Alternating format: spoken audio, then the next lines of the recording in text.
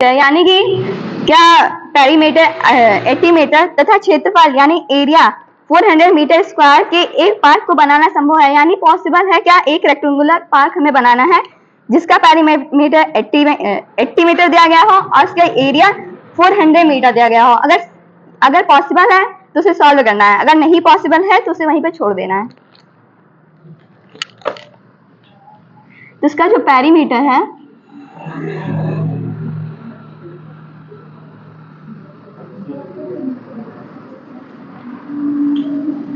इसका perimeter 80 metre दिया गया है और इसकी एरिया यानी क्षेत्रफल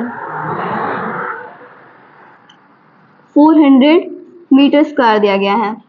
तो इसका सबसे पहले हम पेरीमीटर निकालेंगे। तो पेरीमीटर का फॉर्मूला होता है 2 into L plus B is equal to 80।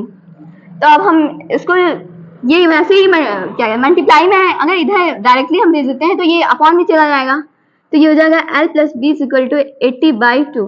तो इसे जब काटेंगे तो यहाँ हो जाएगा 40।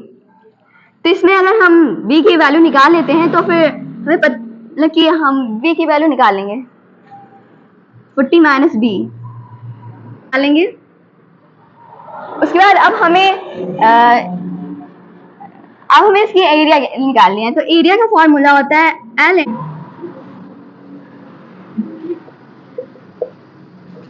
अब हम यहाँ एल की वैल्यू निकाल लेंगे तो एल बराबर 40 माइनस बी हो जाएगा। तो अब एरिया का फॉर्मूला हमें पता है एल इंटू बी होता है। तो L into B is equal to 400। तो हमने एल का मान यहाँ पे निकाल लिया है तो इसको यहाँ पे पुट कर देंगे। तो 40 माइनस बी इसको ब्रैकेट में कर लेंगे इज इक्वल टू 400। तो अब बी को इन दोनों में हम मल्टीप्लाई करा देंगे तो ये हो जाएगा 40b minus B square is equal to 400। तो अब हम इसको इधर ले आएंगे तो ये minus B square plus 40b minus 400।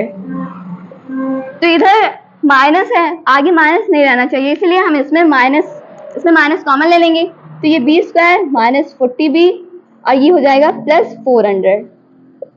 यहाँ पर अगर हम -1 कॉमन लेंगे तो ये ब्रैकेट में ऐसे ही रहेगा, यहाँ पर सारा हट जाएगा। तो अब ये इधर मल्टीप्लाई में है तो इधर जाएगा तो डिवाइड में हो जाएगा।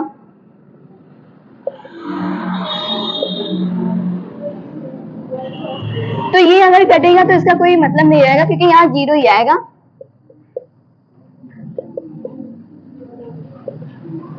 तो ये हमारा क्वाड्रेटिक इक्वेशन तैयार है।